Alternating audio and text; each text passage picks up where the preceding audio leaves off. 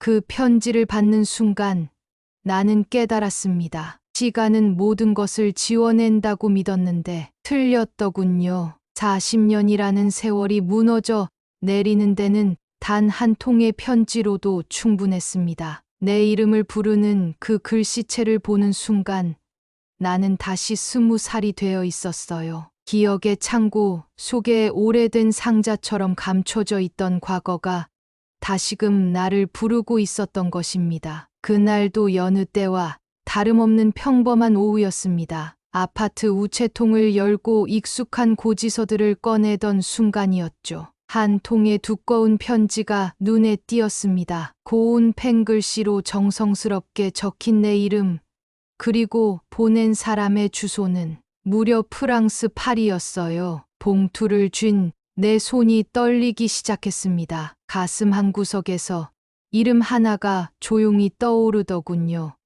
민수. 그 이름을 마지막으로 불러본 게 언제였을까요? 아마도 40년 전 그가 유학을 떠나던 그 겨울밤이었을 겁니다. 집 안으로 들어가 소파에 앉았습니다. 봉투를 뜯기 전에 나는 잠시 눈을 감았어요. 혹시라도 이것이 꿈은 아닐까 하는 마음에서요. 하지만 손끝에 전해지는 종이의 질감은 분명히 현실이었습니다. 봉투를 조심스럽게 열고 편지를 꺼내 펼쳤습니다. 그가 남긴 글자는 마치 그 시절의 기억을 불러오는 마법 같았어요. 머릿속에는 그와 함께했던 순간들이 하나둘 떠올랐습니다. 그와 나는 20살, 꽃 같은 시절에 만났습니다. 1980년대 초, 동네 도서관에서 처음 마주쳤죠. 그때 나는 톨스토이의 안나 카레니나를 읽고 있었고, 그는 내 맞은편 자리에서 해밍웨이의 노인과 바다를 펼쳐놓고 있었어요. 처음 눈이 마주쳤을 때의 그 떨림을 어떻게 설명할 수 있을까요? 마치 오래전부터 알고 있던 사람을 다시 만난 것 같은 그런 익숙함과 설렘이 동시에 밀려왔습니다. 그는 다정하게 미소 짓으며 책을 빌려주겠다고 했죠. 그 손길이 내 손등을 스치는 순간 나는 이미 그에게 마음을 빼앗기고 있었어요. 우리는 매일 같은 자리에서 만났습니다. 도서관이 문을 열면 제일 먼저 달려가서 서로를 기다리곤 했죠. 책을 읽는 척하면서도 실은 서로의 일거수일투족을 훔쳐보고 있었어요. 그가 연필로 책 여백에 뭔가를 적을 때면 나는 그것이 무엇인지 궁금해서 견딜 수가 없었습니다. 도서관에서 나오면 우리는 늘 은하수라는 작은 카페로 향했어요. 거기서 쓴 커피 한 잔에 두런두런 시간을 녹였죠. 그는 문학을 전공하는 대학생이었고 나는 막 사범대에 입학한 새내기였습니다. 우리는 책 이야기를 하다가 어느새 꿈 이야기를 하다가 어느새 서로의 이야기를 나누고 있었어요. 영수가, 너는 어떤 선생님이 되고 싶어? 그가 물었을 때 나는 대답 대신 얼굴이 빨갛게 달아올랐습니다. 그의 목소리에는 진심, 어린 관심이 담겨 있었거든요. 아이들에게 꿈을 심어주는 선생님이 되고 싶어요. 나는 수줍게 대답했죠. 그러자 그는 환하게 웃으며 말했어요. 넌 분명 훌륭한 선생님이 될 거야. 내 눈에는 따뜻함이 있어.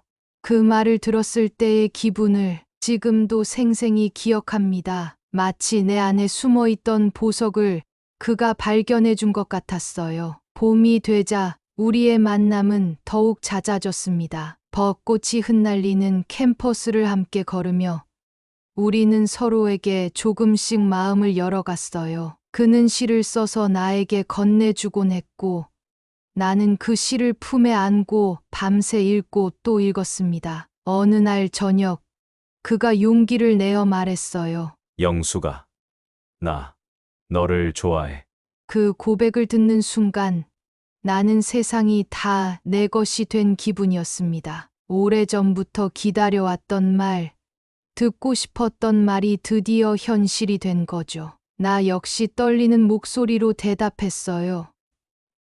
나도 오빠를 좋아해요. 그날부터 우리는 연인이 되었습니다. 순수하고 아름다웠던 그 시절의 사랑을 어떻게 다 설명할 수 있을까요? 손을 잡고 걷는 것만으로도 행복했고, 서로를 바라보는 것만으로도 하루가 금세 지나갔어요. 여름이 오자 우리는 더욱 가까워졌습니다. 그는 나에게 프랑스 유학의 꿈을 이야기했어요. 소르본 대학에서 문학을 공부하고 싶다고, 언젠가는 훌륭한 소설가가 되고 싶다고 말했죠. 영수가, 나와 함께 프랑스에 가지 않을래?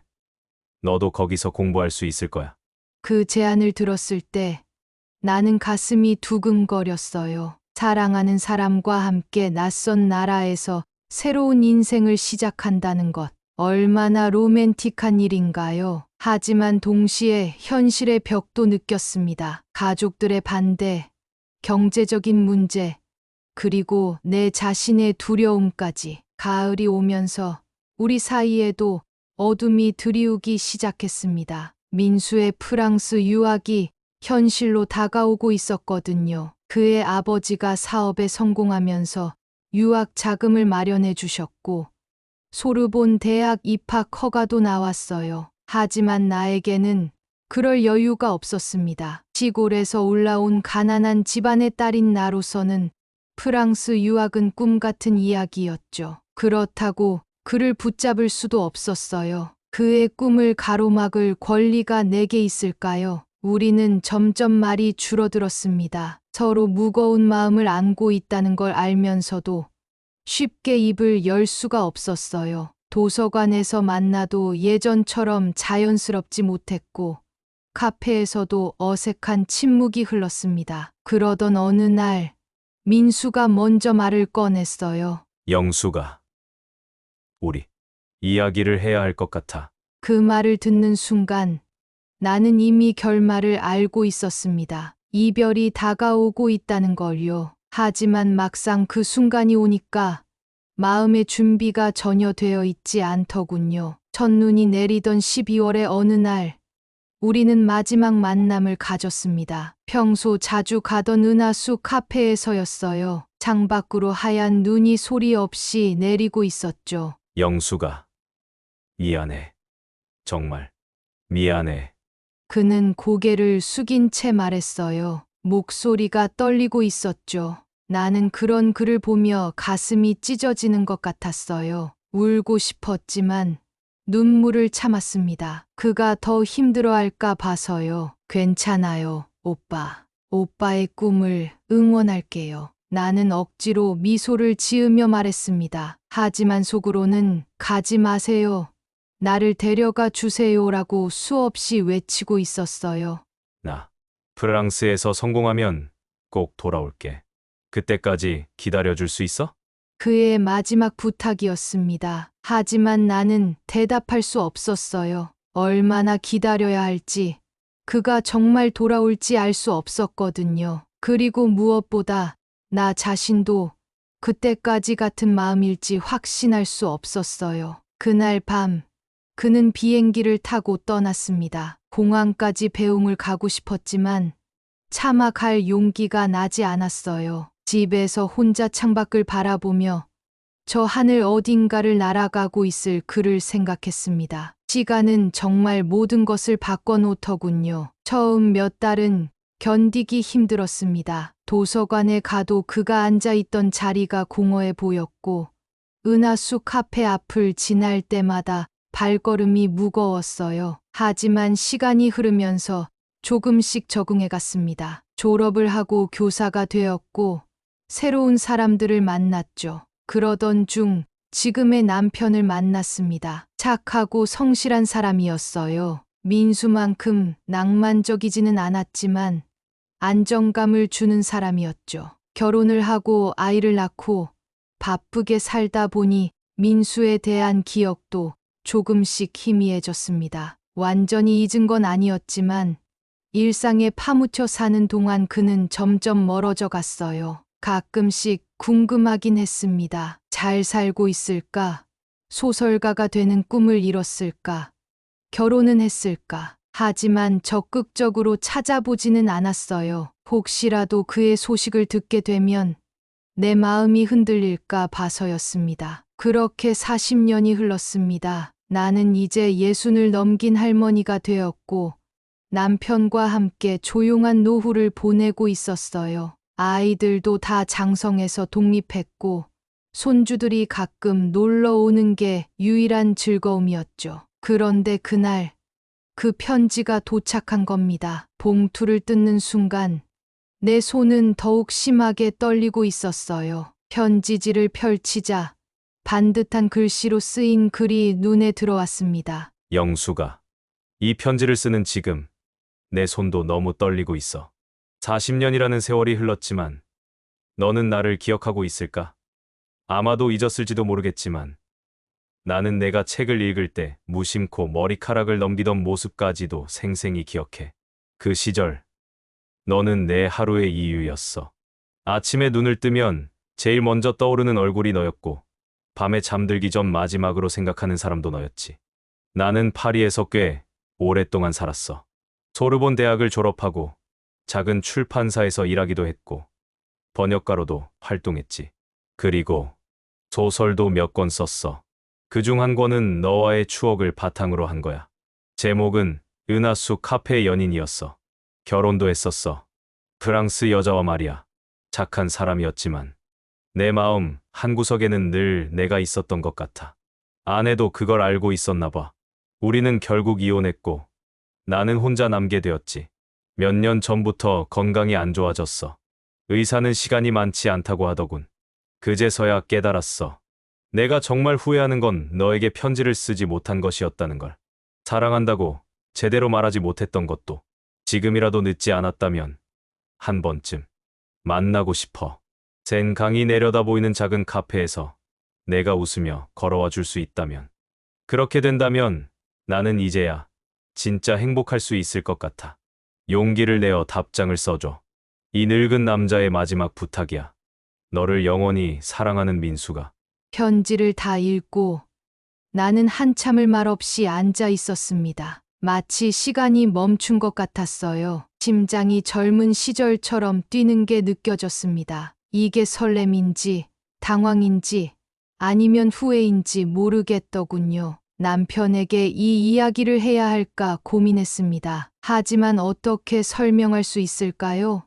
40년 전 첫사랑으로부터 편지가 왔다고, 그를 만나러 파리에 가고 싶다고. 남편이 이해해 줄까요? 그날 밤 나는 잠을 이룰 수 없었습니다. 눈을 감으면 젊은 시절의 민수가 떠올랐어요. 도서관에서 책을 읽던 모습, 은하수 카페에서 웃던 얼굴, 마지막 날 눈물을 글썽이던 눈빛까지. 모든 것이 어제 일처럼 선명했습니다. 며칠 동안 고민을 거듭했습니다. 이런 나이에 무슨 일을 벌이는 건지, 이건 옳은 일인지, 가족들은 뭐라고 할지. 수많은 생각이 머릿속을 맴돌았어요. 하지만 결국 내린 결론은 이거였습니다. 인생에서 후회하지 않으려면 용기를 내야 한다는 것. 그리고 민수의 편지에서 느껴진 절실함을 외면할 수는 없다는 것이었어요. 결국 남편에게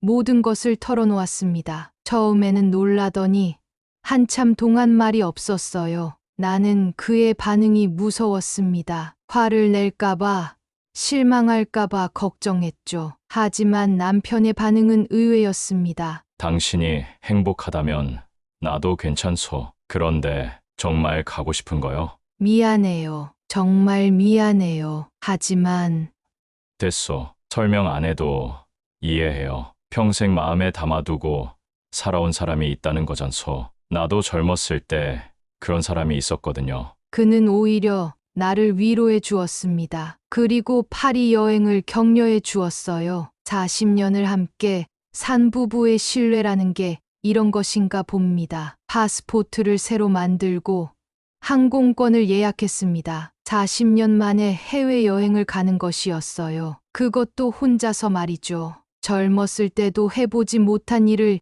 이 나이에 하게 되다니, 인생은 정말 알 수 없는 것 같습니다. 민수에게도 답장을 보냈습니다. 파리에 가겠다고. 그가 말한 센 강변의 카페에서 만나자고 썼어요. 편지를 붙이고 나니까 마음이 한결 가벼워졌습니다. 하지만 동시에 불안감도 밀려왔어요. 혹시 그가 나를 못 알아보면 어떻게 하지? 나도 그를 못 알아보면 40년이라는 세월이 우리를 너무 많이 바꿔놨을 텐데. 파리에 도착한 날은 봄비가 내리고 있었습니다. 처음 밟아보는 파리의 땅이 신기했어요. 민수가 40년 동안 살아온 이 도시가 어떤 곳인지 궁금했습니다. 약속 장소는 센 강변의 작은 카페였어요. 라 프로클라마시옹이라는 이름의 카페였죠. 민수가 자주 가던 곳이라고 편지에 적혀 있었어요. 카페에 도착했을 때 나는 한참 동안 입구에서 망설였습니다. 정말 들어가도 될까? 이 모든 게 꿈은 아닐까?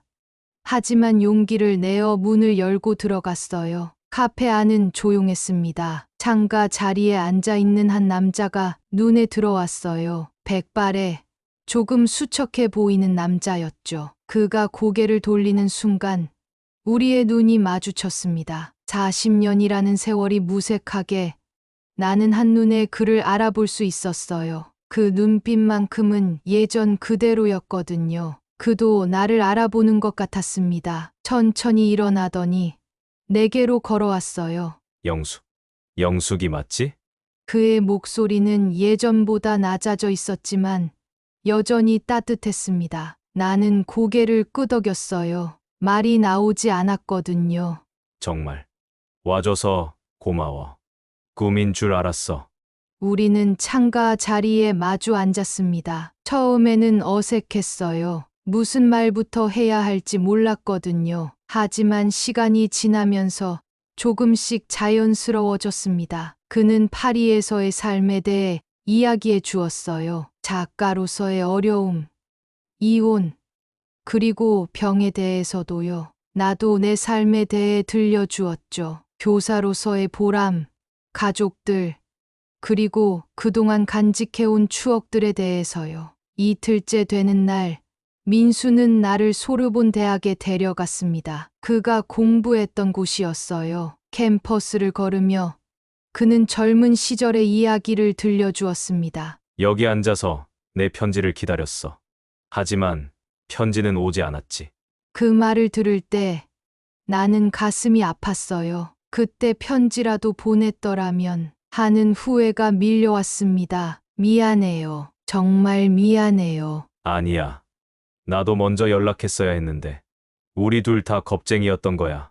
그날 저녁, 우리는 센 강변을 걸었습니다. 노을이 강물에 비치는 모습이 아름다웠어요. 마치 40년 전 그 시절로 돌아간 것 같았습니다. 영수가. 너는 행복했니? 갑작스러운 질문이었어요. 나는 잠시 생각해 봤습니다. 행복했나? 그럭저럭 살아왔나? 후회는 없었나? 그럭저럭 살았어요. 큰 불행도, 큰 행복도 없이요. 그런데 오빠는 나도 비슷해. 그런데 지금 이 순간은 정말 행복해. 그의 말에 나도 고개를 끄덕였어요. 정말로 이 순간만큼은 완전히 행복했습니다. 파리에서의 마지막 날이었습니다. 내일이면 한국으로 돌아가야 했어요. 우리는 처음 만났던 그 카페에서 마지막 시간을 보냈습니다. 이번에도 이별인가 봐. 그의 목소리에 쓸쓸함이 배어 있었어요. 나도 마음이 무거웠습니다. 이번이 정말 마지막일지도 모른다는 생각에요. 오빠도 한국에 와요. 치료도 받고. 고마워. 하지만 나는 여기서 생을 마감하고 싶어. 내가 꿈을 키웠던 이 도시에서 말이야. 그의 의지는 확고했습니다. 나는 더 이상 설득할 수 없었어요. 영수가. 이번 만남으로 내 인생의 모든 후회가 사라졌어. 정말 고마워.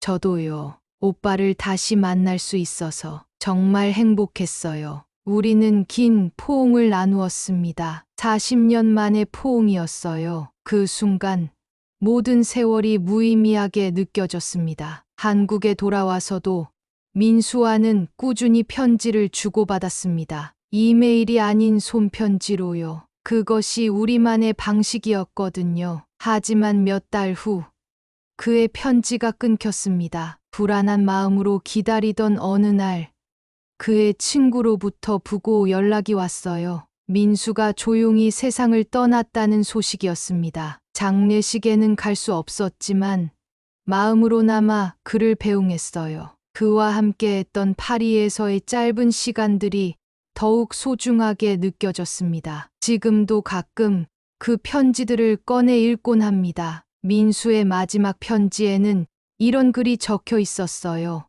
영수가 너를 다시 만날 수 있어서 내 인생이 완성되었어. 첫사랑이라는 건 시간이 아무리 흘러도 변하지 않는 것 같아. 고마웠어. 정말 고마웠어. 사람은 시간이 흘러도 마음 깊은 곳에 첫사랑은 늘 같은 자리에서 숨 쉬고 있는 것 같습니다. 그리움은 있는 게 아니라 그저 묻어두는 거였던 거죠. 40년 만에 받은 그 편지 한 통이 내 인생의 마지막 장에 얼마나 큰 의미를 더해 주었는지 모릅니다. 후회 없는 삶이란 용기 있는 선택들로 만들어지는 것 같아요. 인생 담소를 사랑해 주시는 여러분, 오늘 이 긴 이야기 끝까지 들어주셔서 진심으로 감사합니다. 혹시 여러분에게도 잊지 못하는 첫사랑이 있다면 용기를 내어 안부라도 물어보세요. 인생은 한 번뿐이니까요. 구독과 좋아요, 그리고 여러분의 추억담을 댓글로 나눠주시면 더욱 감사하겠습니다. 다음 이야기에서도 여러분과 함께 인생의 소중한 순간들을 나누고 싶습니다. 오늘도 행복한 하루 되세요. 인생담소였습니다.